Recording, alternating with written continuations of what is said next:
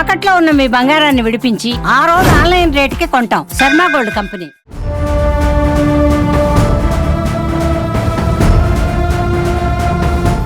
Hyderabad Meerpet murder case మరో మలుపు తిరిగింది. గురుమూర్తికి మరో ముగ్గురు సహాయం చేసినట్లుగా పోలీసులు అనుమానిస్తున్నారు. భార్య వెంకట మాధవిని చంపేందుకు భర్త గురుమూర్తికి సహకరించిన ముగ్గురు ఎవరన్నది ఆరా తీస్తున్నారు. అయితే ఇప్పటికే ఆ ముగ్గురు పరారీలో ఉన్నట్లు తెలుస్తోంది.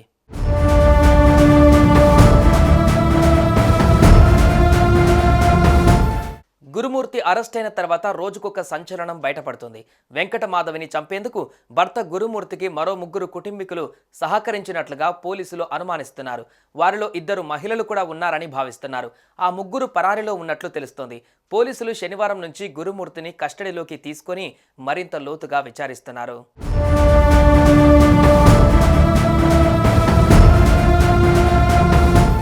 ఈ మర్డర్ కేసులో గురుమూర్తిని రిమాండ్కు తరలించారు. తాజాగా పోలీసులు మరో ముగ్గురు పేర్లను కూడా ఈ కేసులో చేర్చారు. ఈ ఏడాది జనవరి సంక్రాంతి సమయంలో భార్యను 70 ముక్కలుగా నరికి డెడ్ బాడీని హీటర్లో వేసి ఉడికించిన ఎక్స్ ఆర్మీ ఆఫీసర్ గురుమూర్తి ఆ తర్వాత ఏం తెలియనట్టుగా అత్తామామలతో కలిసి జనవరి 15వ తేదీన మిస్సింగ్ కేసు నమోదు చేశాడు.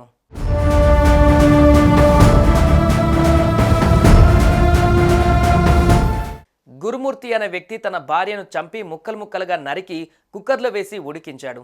తర్వాత వాటిని తీసుకువెళ్లి సమీపంలోని డ్రైనేజీలో పడేశాడు. బొక్కలను కాల్చి పొడి చేసి చెరువులో కలిపాడు. జనవరి 16, 2025న ఘటన జరగ్గా ఆలస్యంగా వెలుగులోకి వచ్చింది.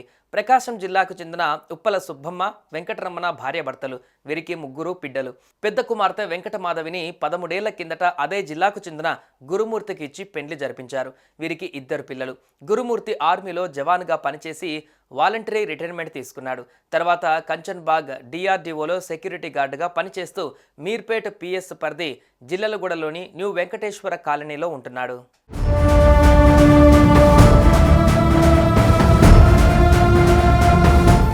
మరోవైపు నిందితుడు చెప్పిన విషయాల ఆధారంగా దర్యాప్తు చేస్తున్న అధికారులు తలలు పట్టుకున్నారు.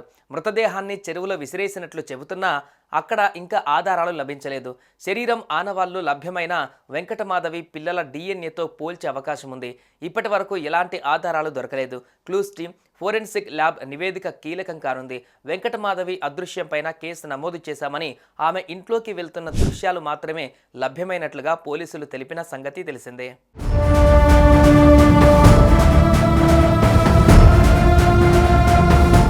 కొన్నాళ్ల నుంచి గురుమూర్తి తన భార్య వెంకటమాధవిపై అనుమానం పెంచుకున్నాడు.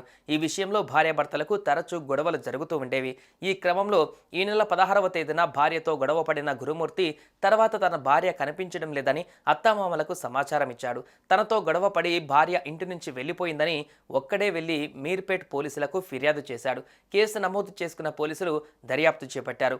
దర్యాప్తులో భాగంగా పోలీసులు ఇంటి ఎదురుగా పక్కన ఉన్నటువంటి సీసీ కెమెరాలను పరిశీలించారు. అందులో 16వ తేదీన గాని ఆ తర్వాత గాని వెంకటమాధవి ఎక్కడా బయటకు వెళ్ళినట్టు గాని లోపలకు వచ్చినట్లుగా గాని కనిపించలేదు. పలుమార్లు గురుమూర్తి కొన్ని కవర్లతో బయటకు వెళ్లి రావడాన్ని గుర్తించారు. దీంతో అతడిని అదుపులోకి తీసుకుని విచారించారు. తర్వాత వెంకటమాధవి అత్తతో ఫిర్యాదు తీసుకొని సీసీటీవీ ఫుటేజీల గురించి గురుమూర్తికి చెప్పి ప్రశ్నించారు. ఇక కేసు నుంచి బయటపడలేనని అర్థమైన గురుమూర్తి తానే హత్య చేసినట్లుగా ఒప్పుకున్నాడు. తాజాగా గురుమూర్తికి మరో ముగ్గురు సహాయం చేసినట్లు పోలీసులు అనుమానిస్తున్నారు.